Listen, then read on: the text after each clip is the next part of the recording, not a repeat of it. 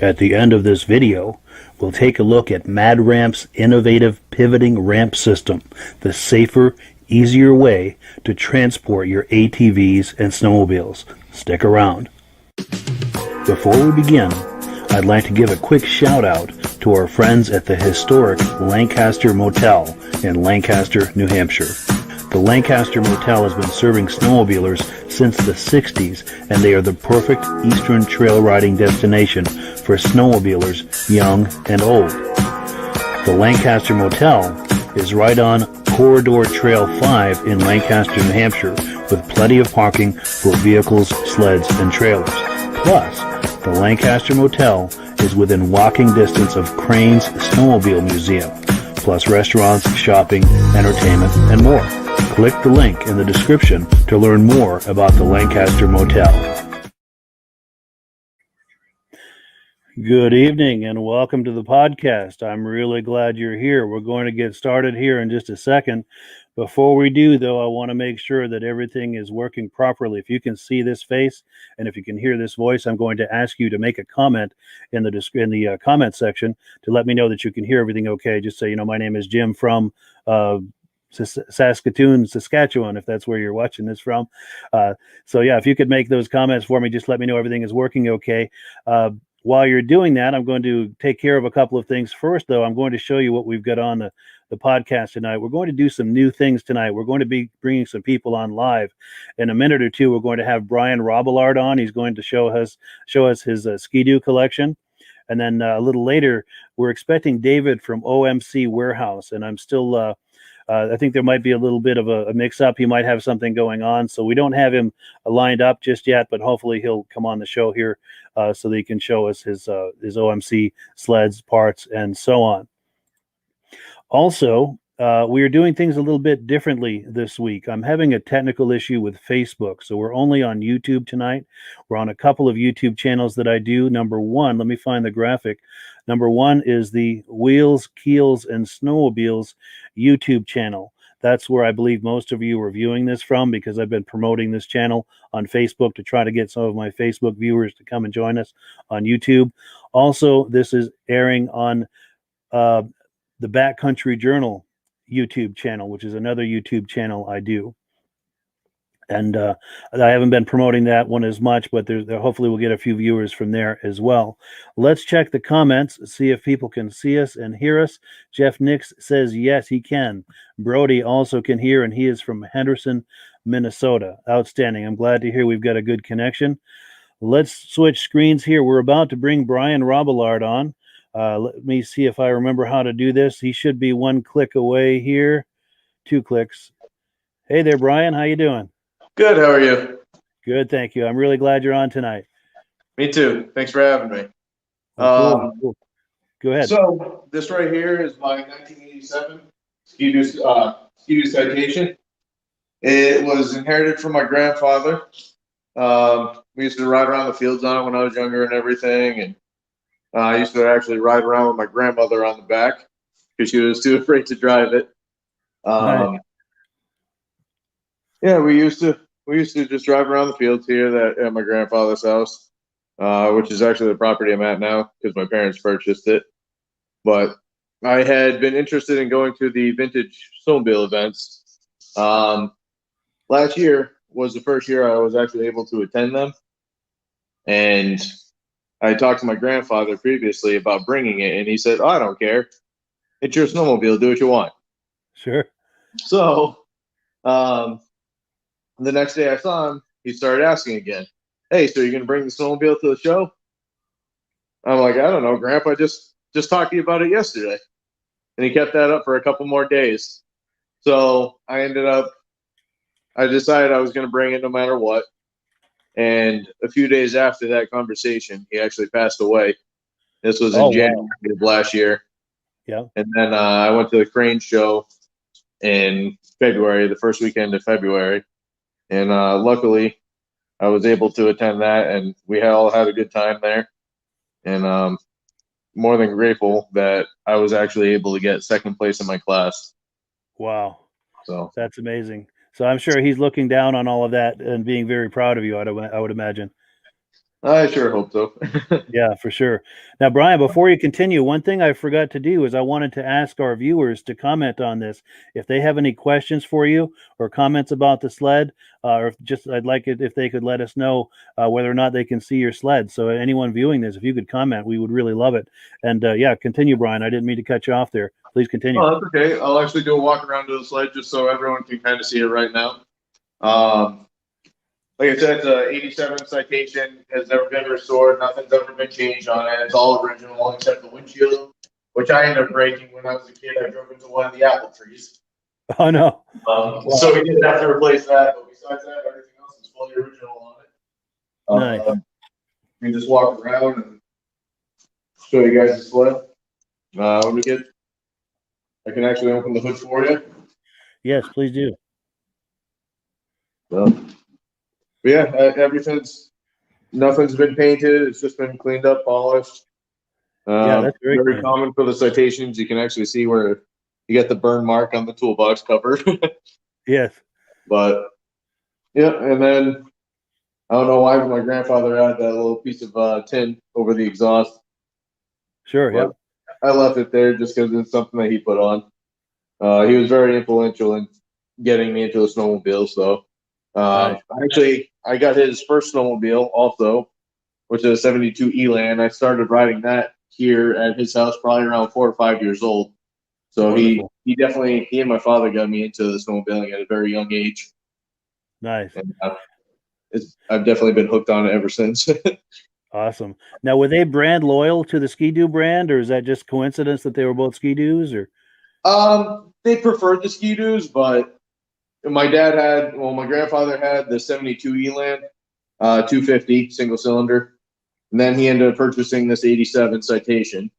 Right before I was born, my father bought an 88 Ski-Doo Safari 377, which I also still have. So it's just what they preferred. Sure. I actually have, let me think about it, 2 Polarises, an Arctic Cat, and then the rest are Ski-Doos. Nice. So you've got a mix of them. Yeah, a little bit of a variety. Nice. Oh, Jeff Nix is asking us how many miles are on this sled. It's very, very few. My grandfather never took it anywhere. It was just ridden around a 3-acre field, once a couple times a year. So it's very, very low on mileage. Very nice. Good deal. Yeah. Thank you, Jeff, for asking that question. We appreciate it. And I recognize you, Jeff, from other podcasts. So I appreciate you being a repeat viewer here. But yeah, please continue, Brian. So last year I ended up taking up the Cranes. Then after Cranes, we ended up going to Bear Brook. which I went there with my wife, my friend, and his son, and we all had a good time there. So I hope to continue this. It's been snowmobiling has been a hobby for me ever since I was very little. But definitely doing these vintage events, definitely interested in, and it's something I want to keep continuing going. Nice. Yeah, those are a lot of fun, aren't they? I'm sorry, what was that? Those vintage events are a lot of fun, aren't they? Oh yeah, absolutely. Yeah. Yeah, you know, now that I've gone to them and had the older sleds with the connection with my grandfather and my father, definitely something I'm interested in and I want to stay around. Nice. Hopefully in the near future we'll be able to actually get the Elan on here. Yeah. That would be cool. And I'm going to ask people to keep an eye out for you at the next crane show. I know I'm planning to go, and I'm going to keep an eye out for you. And hopefully you'll keep an eye out for me, and hopefully we'll run into each other and hang out a little bit. And absolutely. Anyone viewing, if you see either of us over there at the show, please say hello. Yeah, the more the merrier. It's definitely a tight-knit community, and everyone seems to help everybody out, and it's something that you can definitely grow fond of. Yeah, for sure. It is addictive. You're right. Before we wrap this up, Brian, are you open to starting that sled up? Yeah, sure. I'll actually fire it up right now for you. Yeah, awesome.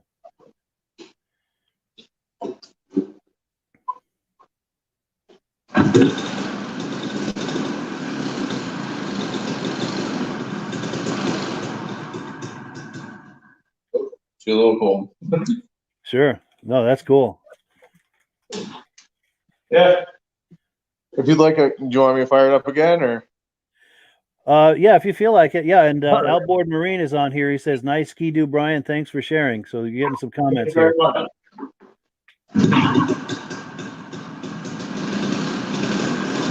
There we go.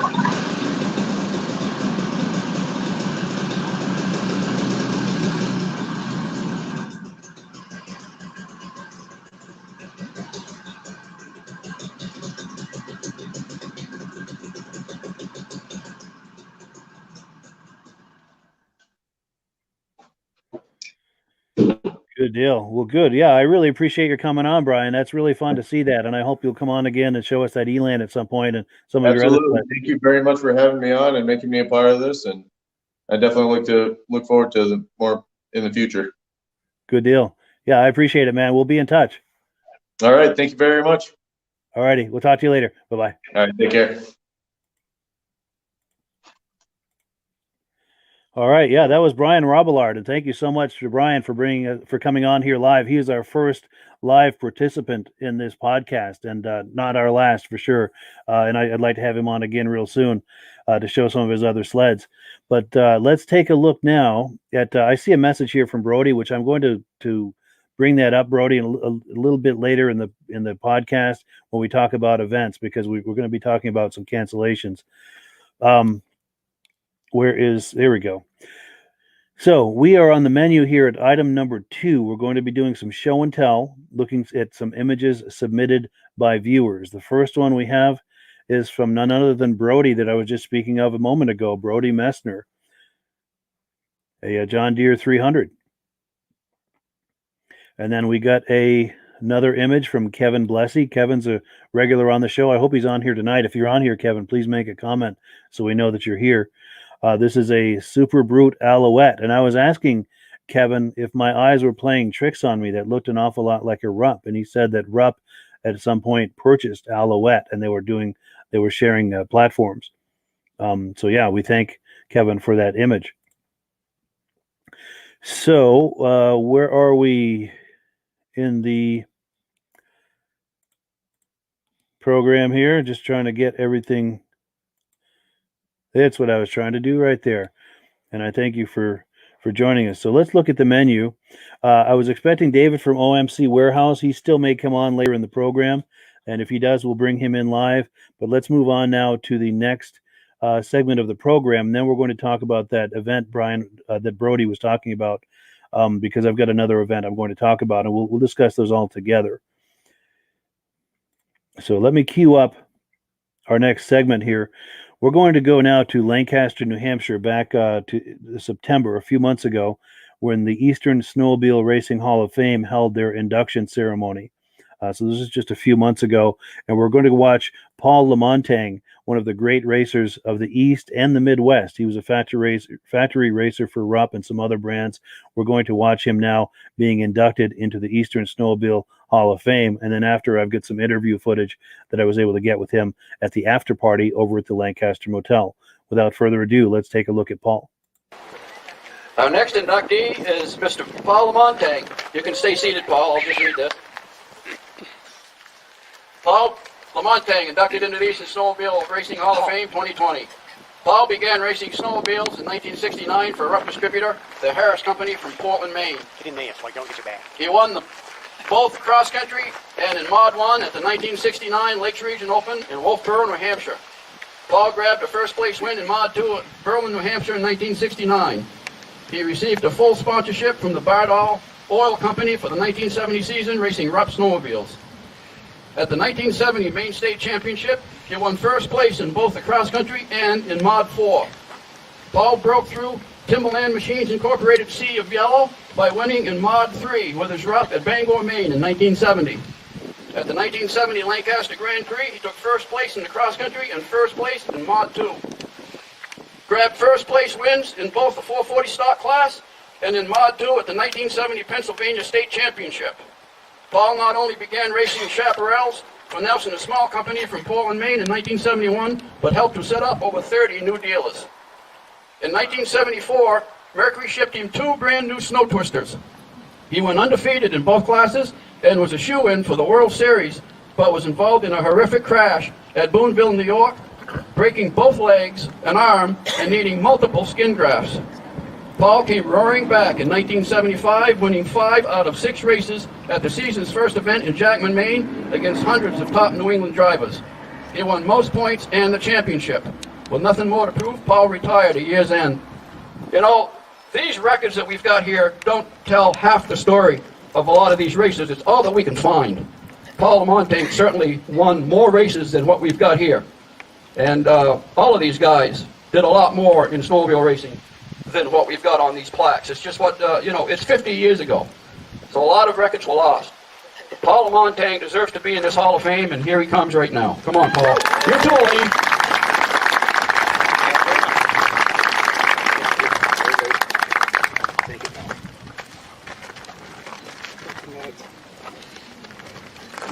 Turn this way. Face the camera.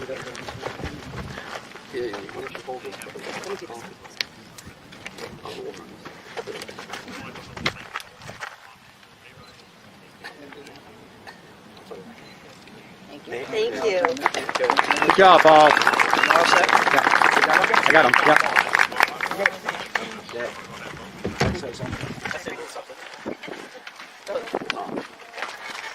Well, I'll tell you, I'm really proud to be joining these great guys right here. I'm choked up. But it was all worth it. I watched these guys go, and I just wanted to be like them. And I'm going to tell you right, but it would never happen without these guys here. These guys run here.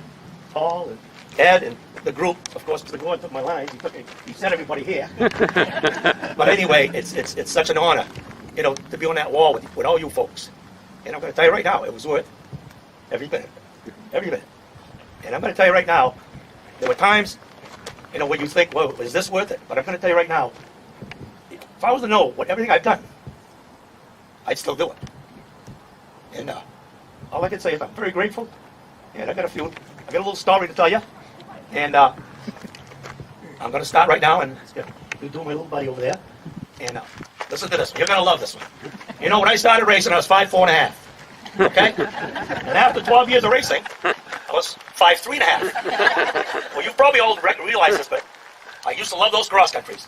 But you know how many washouts I hit and hard stuff where I felt like my neck was going down through my shoulders? Well, I'll tell you, everyone here has probably had that happen to them at one time, whether it's trail riding, whether it's on a lake, and everything. And all I can say is, if I would have never raced or owned a snowmobile, I'd have probably grown up to be as tall as Cal Reynolds. I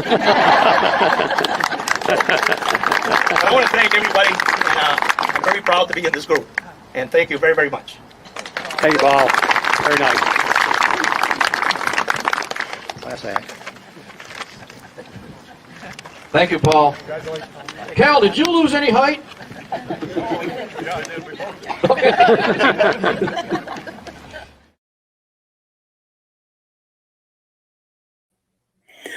So there you go. Paul Lamontagne inducted into the Eastern Snowmobile Racing Hall of Fame just this past September 2020. Now, after the Hall of Fame ceremony, the Eastern Snowmobile Racing Hall of Fame ceremony, just a short walk away, there was an after party at the Lancaster Motel. And I'm going to show you an interview I had with Paul at that after party, but I wanted to let you know that this Eastern Snowmobile Racing Hall of Fame is something that's growing very quickly, and it's an incredible amount of fun. It's a great way to see all of these people from yesteryear that were so active in racing, and you're able to. It's big enough that it's exciting, but it's small enough and intimate enough that you can visit and get to know these people. You can walk right up to them and approach them and visit with them and ask them questions about racing back in the day and just get to know them. So it's an awful lot of fun. So the next induction ceremony for the Eastern Snowmobile Racing Hall of Fame is Saturday, September 11th, 2021, 1 p.m. Eastern Time. And this takes place at Crane's Snowmobile Museum in Lancaster, New Hampshire. And if you're coming any distance to attend, you want to stay at no other place than the Lancaster Motel. It's just a short walk away from the ceremony, and that is where they have the after party, where you can meet and greet and visit with all of the racers and the inductees from that year, as well as previous years and future inductees. It's just a wonderful crowd there. A lot of people that are just really nice to visit with. And once the after party starts to wind down and you're ready to turn in for the night, your room is just a few steps away, so you don't have to drive anywhere. You can just walk to your room and call it a night. But let me get the rest of this programming here with Paul. Here's the interview that I had with Paul Lamontagne at the after party over at the Lancaster Motel. Let's take a look. Yes, Paul, I'm so happy and proud to be a member of the inductees of this Eastern Hall of Fame. I'll tell you right now, and all the guys who were there today, I looked up to them. They were there before me, and I watched them go, and I watched them win.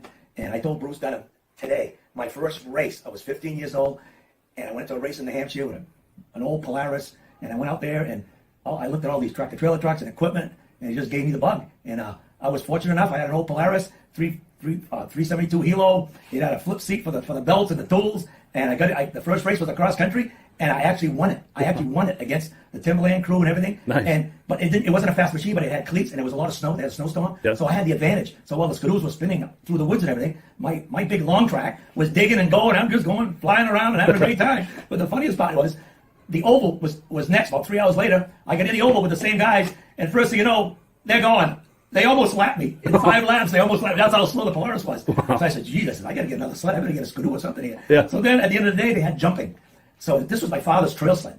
So anyway, I get up there, and I said, I'm going to get into the jumping. Might as well. I don't look that high. So I get into the jumper. He's jumping. I get up there with that thing and just hit it. Up in the air. And when I come down, all the springs and the bogey wheels broke.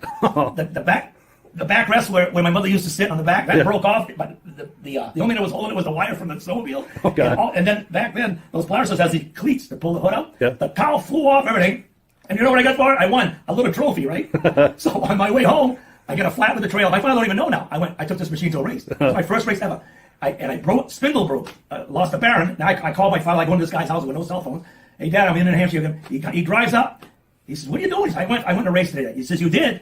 So he says, how'd you do it? I says, well, I got 2 little trophies. I got one for the cross country, and I got one for the jumping. He looks at his machine. The backrest is missing. Where you keep the tools, all the tools are gone. I lost all the tools. And then he looks, the cowling snaps are all broken. And then he looks underneath. Every spring was broken back. It was all bogey wheels. He says, and now I got to take this home. He says, yeah, Dad, we got to load it, put it in a truck, and then we'll throw the trailer. It was unbelievable. That was my first race ever. And Bruce Dunham that day won every race. Wow. Every race. And the Timberland crew were all there. And that's when I got the bug. That was it. You were hooked after that, huh? And the following week after that, I went to see a guy that rented snowmobiles that had a 370 offset skidoo, Yep. offset skidoo. And I told him what happened. He says, Paul, I'll sell you my sled. It was a mod sled. And he says, I'll sell it to you. I said, how much? He says, $800. I go, $800. All right. So I bought that. And then I went on to Berlin, New Hampshire, and won my first race with that sled. Wow. And a guy saw me. This is a great story. A guy saw me win with that sled. He came up to me and says, his name was Bob Gowan. Never knew him, Never saw him before. He come over with his wife. He says, "Are you racing Lancaster next week? The big race international?" I says, "Yes, I'm going. I'm going to go with this machine." He says, "Would you like to drive my 340 mod Skidoo for me?" I says, "Sure." So we met. I never saw the machine. I got up to Lancaster right here. Actually, I stayed in this motel right here, and I took his sled. They had a cross country, so I went the cross country with my sled. But listen to this. He brings the sled to me. He says, "Go ahead. We get in the race. I win the oval against all the best riders around." And the worst part is I was all full of mud. With 2 laps to go, I was in the lead. My throttle broke, but back then the carburetor is right in front of you. So I reached down and just ran the throttle with one hand and drove, finished the 2 laps with it. And from that day on, believe it or not, I gave him the trophy. I got the money. I never saw that man again. Wow. Ever again. And it was unbelievable. And they tore me down, make sure it was illegal. Yeah. And so that's how I got started racing. Wow. And then 2 weeks later, the guy saw me in Berlin and then saw me in Lancaster. And that's when the Rupp guys approached me to race for them for Rupp. And it was a full boat. Never bought rented a room, bought a chewing gum, food, everything. I was taken care of for 10 straight years from Rupp. And then I also raced for Chaparral. I was also raced for Bottle Oil. And back then I had a Polaris 650, a 340 cat, and a 400 stock Rupp. I had 3 brands, all with their lettering and everything. And then we did that. And then after that, I got back. Rupp wanted me to stay, just do Rupps, not cat and Polaris. So then I went into all the mod stuff. We made everything modified, and that's just how it went. And it just went on. And later on in years, Mercury called me up, Lyle Forsgren from Rupp, the Rupp factory, because he saw me race at Eagle River out there and got 2 seconds at Eagle River with his the 340 mod Rupps. And he says, "Paul, I'm working for Mercury now, and I want to send you 2 sleds from the factory. I want you to race for us to be the first Mercury's to hit Maine." And they said that to me, and it was unbelievable. It was just those sleds was just so fast, so ahead of everybody else that it was unbelievable that I never lost a 295 mod or 400 stock to race the whole winter, not even a heat or semifinal. It was like ridiculous. And the worst part is, I got to say this, I only used 4 belts on 2 sleds the whole winter. And the interview continues. Here's part 2 of that It was interview. amazing. And I do all my own clutch work back then. The first year, I didn't even have a mechanic. Wow. You didn't need one. The sled was so unbelievable. All I do is lube my clutches, and that's it, and get my steering down and my scudding. Yeah. It was unbelievable. And then in Boonville, if I wouldn't have got hurt in Boonville, I would have liked to have been gone to Eagle River, because I was favored to win a couple of sleds. And there was nothing. It's not like they were close races. They were like slaughters. The machines were so much faster. Yeah. And then I took that year off the heel and came back. And Dick Lane out of Good Alborough, he says, "Paul, you want to go back into race?" I says, "Makes no difference to me." He said, "Well, I got a couple of sleds for you." And they came up with the 250 and the 440s. And we took that up to Jackman. Everybody came up from everywhere. Even Brad Hollins was when they raced 3 classes against me. Yeah. He won 1 and I won 2.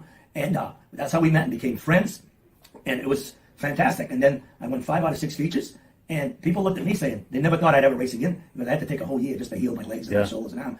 But I went on for 6 more weeks and I retired in Lancaster, right here. 12 years when I first started. How's that? Wow. I retired on a Saturday. I didn't even stay for Sunday. I retired on a Saturday, the day I started. I says, "This is it. I'm done.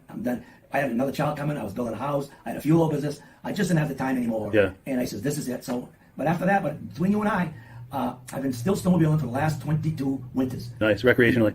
I'm up in Jackman, Maine. I'm in Canada. I'm in Moosehead. I'm in Rangeley. I'm everywhere. And I still enjoy riding. And I don't know, I'll probably 95. I'll still be riding. Yeah. But I want to, but it's a thank. Plus, I never had a chance to thank all the great mechanics I had. There were so many, you know what I mean? Yeah. That it's unbelievable. But they know they are. Some of them passed. But Bob Thompson was my big one. And then Lou Alcone, who traveled the country with me. And Roger Sanborn. And it's just, and of course, I'm not going to forget Dick Lane. We call him Doc Lane because he's like a little professor, working on motors. We call him Doc Lane. That's how he got his nickname. And we built some nice sleds together. And that's how we won races as a team, as friendship. And it just, and to this day, these people are still my friends. And I get to ride with friends that I raced with years ago. Actually, 6 of us rented a whole motel for the last 10 years in Jackman, Maine. They were all ex-racers. Oh, when you went trail riding? When we trail ride. Nice. So we go riding. Of course, we still race. It's competitive sometimes? Competitive. We get a little competitive. And we do this. And I've been, like I say, for 22 years, they asked me, "Well, Paul, where are you going tomorrow?" They all show up. And, I had a camp there for 12 years. We all show up, and I take them off trail here, there. And they say, "Geez, we got to ride with Paul. We're going to take us here, take us there." And we just don't stop. Yeah. And I just love the sport. And I feel bad for a lot of people that haven't got into it. Yeah. And the funniest part is when they do get into it, I don't care if they're great golfers. I've got guys that I brought down that are great golfers, great skiers, mogul skiers. And now they're all riding snowmobiles, and they're all off trail, and they only wish they could have done this when they were younger. Yeah, I bet. So, but anyway, and I want to thank you for what you're doing here, and at least to let people know that, it's never too late. I've got people that never rode a snowmobile that are 7 years old, and they're up there every weekend. They can't wait for Friday. Nice. They can't wait for Thursday. Some of these guys are retired, and once they get on them, say, now there's no more. It's not like the old days. Your hands stay clean. You don't change belts. Yeah. The machines run. You put gas in them, you ride. Gas in them, you ride. You probably put oil in them if you got a two-stroke. You just put oil in them probably every 300-400 miles. It's a whole different thing. And if people get into it, they'll go, wow, never mind, staying at home 100 days, I'm 70 years old, I come to the end of my, but you're not. Everybody, if you're healthy, you feel good, the fresh air, everything. And when you get done, the fun starts, after the riding.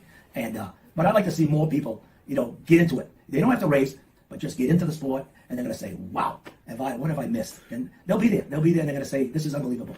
You're right, because even recreationally, it's a whole lot of fun. It's a lot of fun, yeah. And you get people, we got guys out there 80, 85 years old going to Canada on weekends, going here and there, and they've been doing it for 25, 30 years, and they won't stop. They say, well, they'll bury me, then I'll stop. Yeah. And you run into these people everywhere.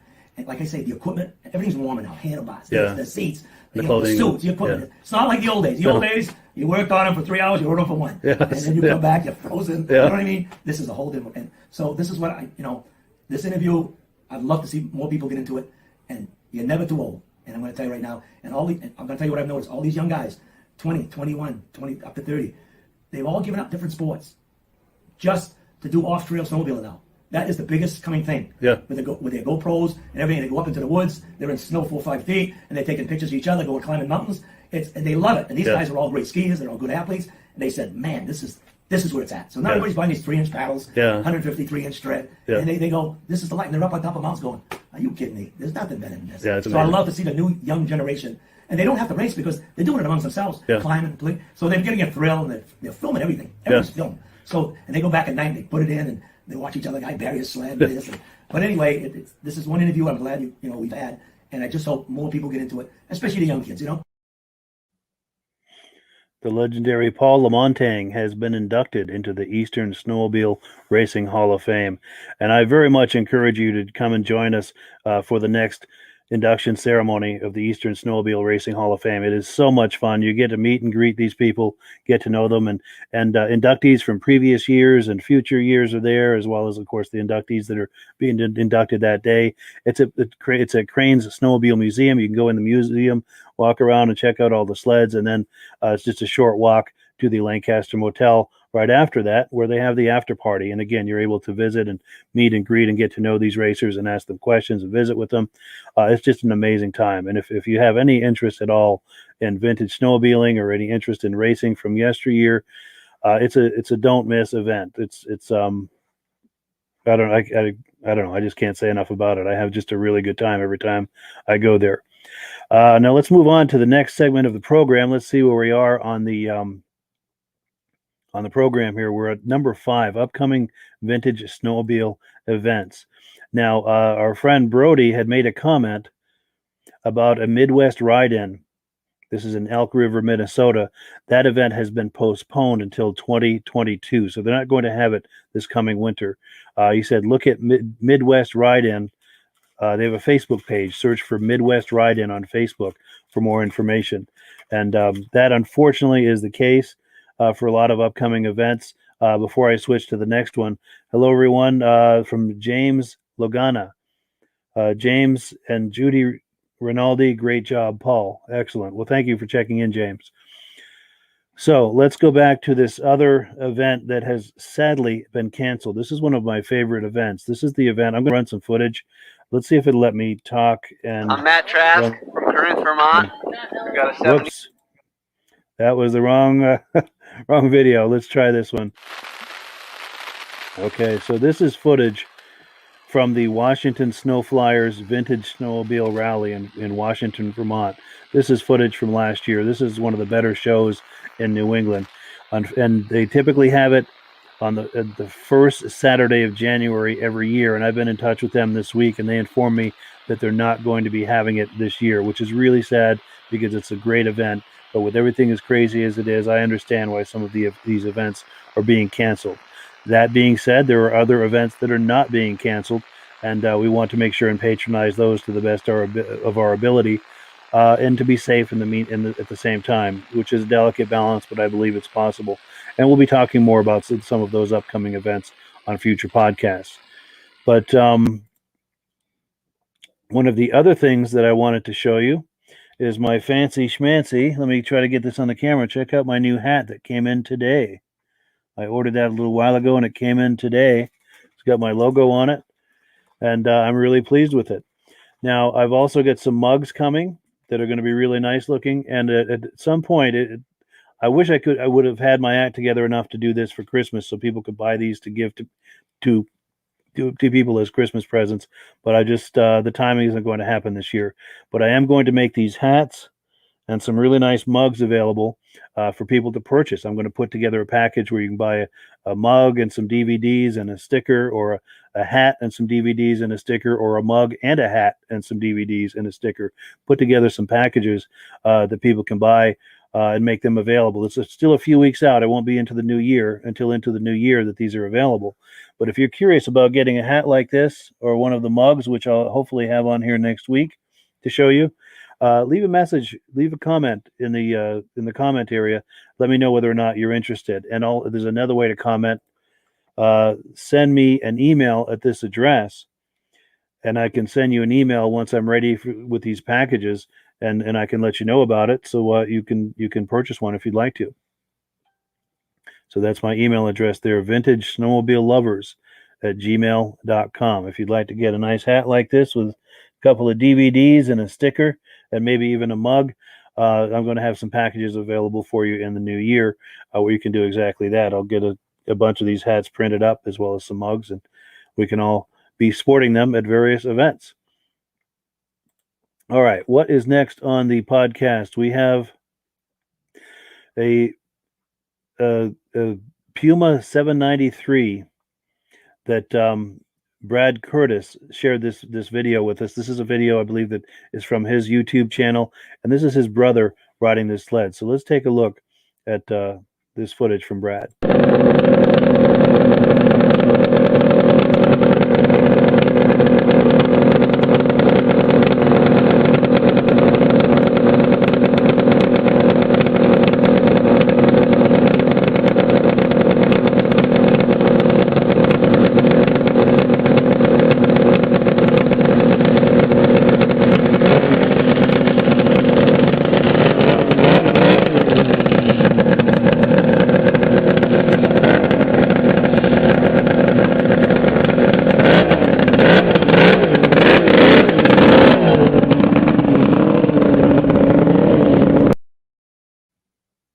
There you have it. Boy, I love the sound of that engine, and I don't know about you, but I could smell that two-stroke from here just watching the video. Hopefully you could as well. So we've got one more thing here to play for you. It's a video that I took. You remember me talking to you a moment ago about the Washington Snowflyers Vintage Snowmobile Rally. Well, this is some footage from when I was there a couple of years ago. I met Matt Trask. He told me, I was emailing with him earlier today. He said he might be watching this. So hopefully you're watching this, Matt. And you can take a look at this footage that we did a couple of years ago where we first met. He's got some really interesting Massey Ferguson snowmobile. Let's take a look. I'm Matt Trask from Corinth, Vermont. We've got a 71 Ski Whiz. Both of them are 71s, actually. The other one over here is original motor, original sled. This one's my mod sled, my powder Ski Whiz. If you want to come take a look at it. I put a 136-inch track with a slide suspension under there. Made the powder jump out running boards. Oh yeah, look at that. I've got modern plastic skis that I made brackets for the leaf springs. So got some powder skis on there that actually turn, and some carbide Good scabs. flotation. Under the hood, on this one we've got a 488 fan stuffed in there with kind of a gnarly homemade exhaust, but it goes pretty good. And did you extend the tunnel too? Just a little bit, yeah. This was a pretty long sled to begin with, and it had the gas tank back here originally, but I wanted a compartment to put snowshoes or whatever out in the woods. So I made this gas tank for the front. Yeah. I cut out the console and put that gas tank in there. Yeah, nice. So this one, originally it was like this. The tank was in the back. This one's all the original setup. It has a JLO 340 in it. The only real modification I did to this one was put a just more reliable clutch on there. And I switched it to a Mikuni carburetor instead of the Tillotson, which I had to make a bracket for that because the Tillotson on this one went straight up and down, and the Mikunis won't run on that angle. Yeah. But that really just made it much more reliable. Anyone that's had a team knows about playing with those things. Sure. So yeah, that's about it with these guys. Nice. They're fun. Nice. That's wonderful. They start and run real good and Yeah, everything? they do. Nice. You wouldn't fire it up by any chance? Yeah, we'll fire it up. Well, I say that, we'll start. Of course. Anyone who's vintage sled knows the deal with that. Absolutely. And anytime you're video with people watching, you know, it's going to jinx you.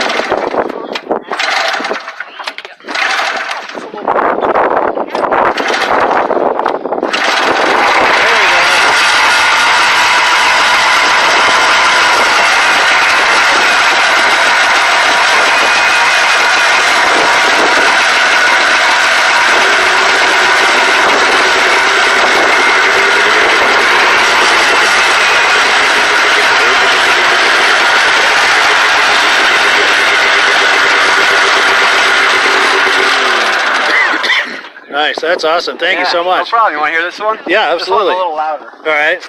It's been modded, right? Oh, it's not the original motor. Sure.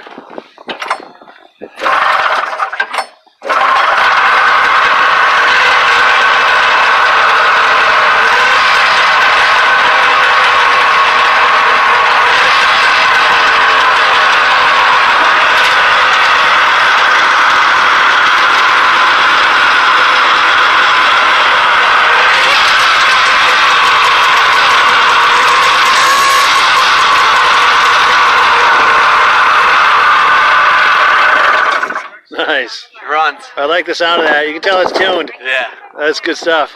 Well, thank you so much. You're welcome. Yeah, that's a great video right there. I love those sleds that he has. Thank you so much, Matt, for doing that video with me. That was a lot of fun.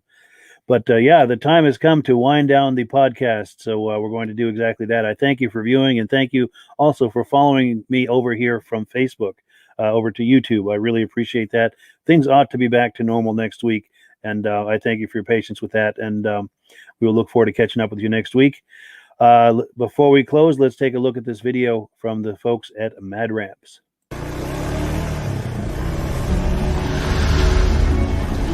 It's the ultimate combination of simplicity and ingenuity. The newest way to load, unload, and transport your ATV or UTV. The Mad Ramps Pivoting Ramp System. Made in the USA and engineered for strength and durability. Maneuver through tight places and over rugged terrain with plenty of ground clearance.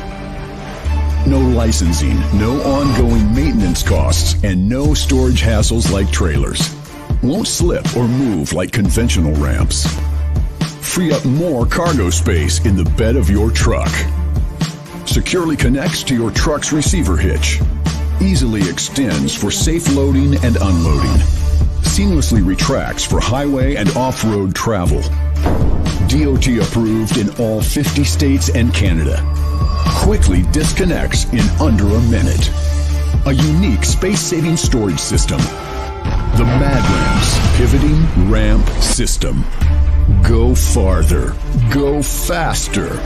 Go safer. When you order using the link in the description, I'll send you 3 free Vintage Snowmobile DVDs.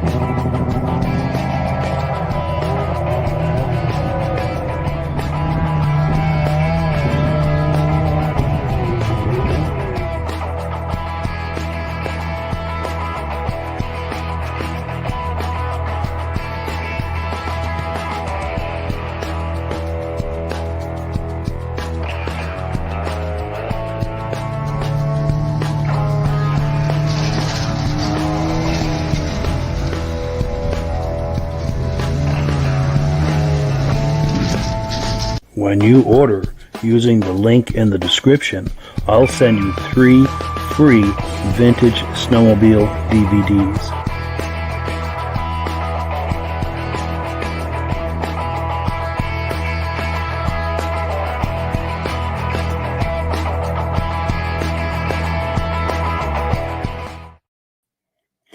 Hey, folks, I'm back. It turns out I lied. It's not really the end of the podcast.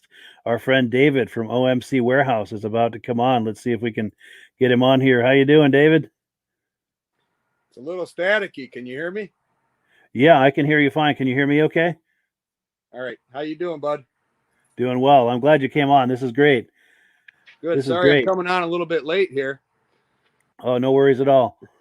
I'm going to step back into my office where I got a better connection because I can't hear you. Okay, yeah. Yeah, take a minute by all means. And while you're doing that, I'm going to ask people watching this, please make comments. Say hi to David, and also if you've got questions about anything he's showing us, please ask those questions, and I'll ask David those questions, and we'll see if we can't get an answer. And I think David's just about ready here.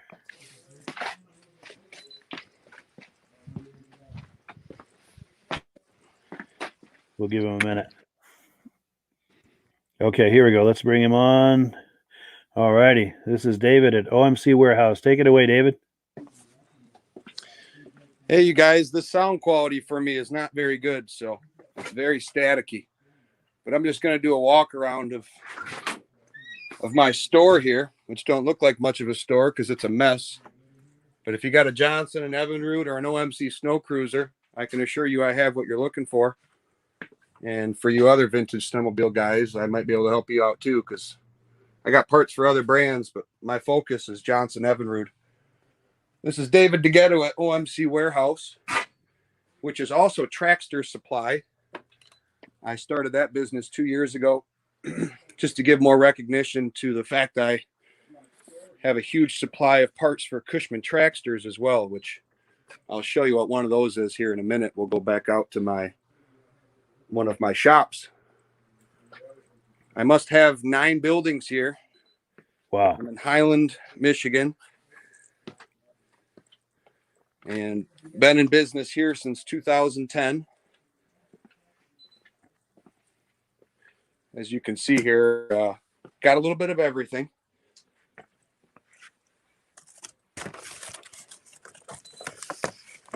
I know everybody's looking for those. Yeah. Anybody with a bubble nose. Yeah, that's usually the first thing to go, isn't it? You hit a branch on a trail or something, and out they go. I do apologize, Mike. I can hear that you're trying to tell me something, but I cannot hear it. It's just very muffled. That's all right. And That's all right. Please continue. I have a special guest here. Hang on a moment. All right. It's the birthday boy, Howard Ayers. My Who part-time is it? help. How's it going, man. Howie? Hey man, how you doing, man? We're live on YouTube. Oh, how you doing? So, hello everybody. Welcome to my mess here. We're gonna go out back and take a look at some more machines. Nice. Tell him we said happy birthday too, if you can hear me.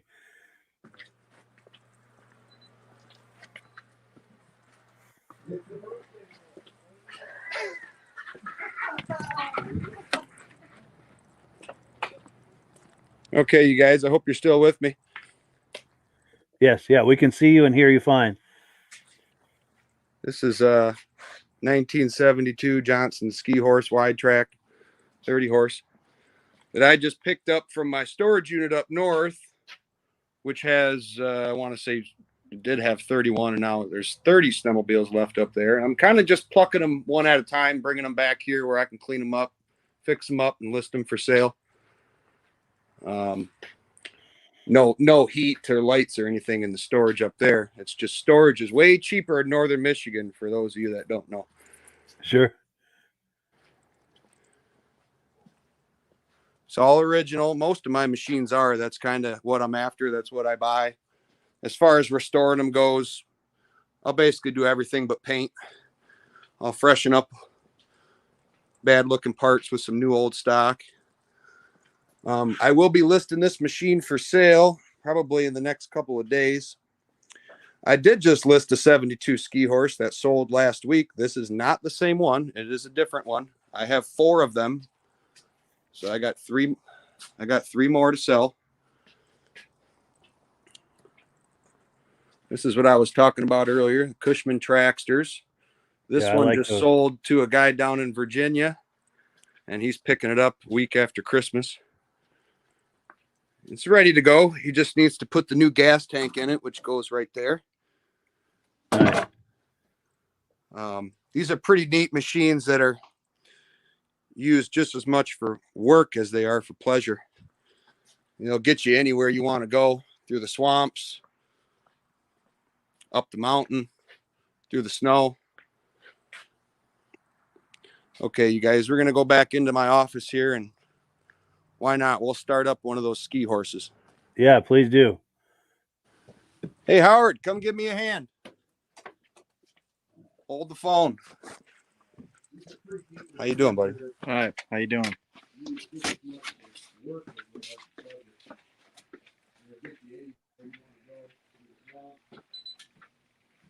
All right, you guys. First pull, I'm thinking. Give it a few good, maybe 4 pumps of the primer. Make sure you can pull that compression relief out there. Choke it.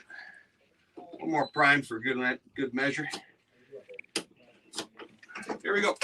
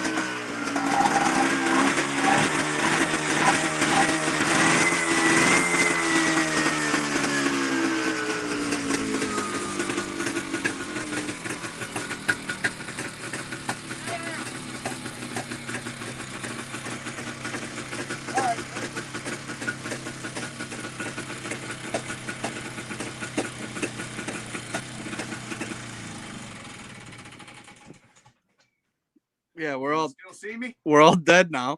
That is very cool. I'm impressed that started on the first pull like that and idles as well as it does. That's really impressive. Yeah, we're struggling to breathe over here a little bit, so we're going to I step believe out. it. I can smell that two-stroke from here. Forgot to turn the fan on, Mike. Whoops. Very cool. That's entertainment right there. That's cool. I hope you guys enjoyed that. Yeah, for sure, man. I really appreciate There's that. just so much more to see here, and there's no way we could cover it in 10 minutes, but I guess we'll leave you with that. Can you hear me, Mike? Yeah, I can hear you very well. Yeah, I really appreciate your coming on, man. That was awesome. That was cool. Yeah, I appreciate your coming on, and especially this sled here. That is in really nice shape, this 72 right there. Yeah, hey, it's always a pleasure, and I hope we have a better connection next week, because I still am not really able to hear you, but I can hear that you're trying to say something, and I appreciate you having me on here. And everybody check out facebook.com/OMC Warehouse or facebook.com/Trackster, and you'll find my pages and take a look. There's a lot of cool stuff to see, and a little bit more than what you guys have seen here in this short video. Good deal. Yeah, we will look forward to that next week, David. I really appreciate your coming on. Absolutely. Thanks. We'll see you next week, everybody. All right. Have a good one. All Take right. care. Take care.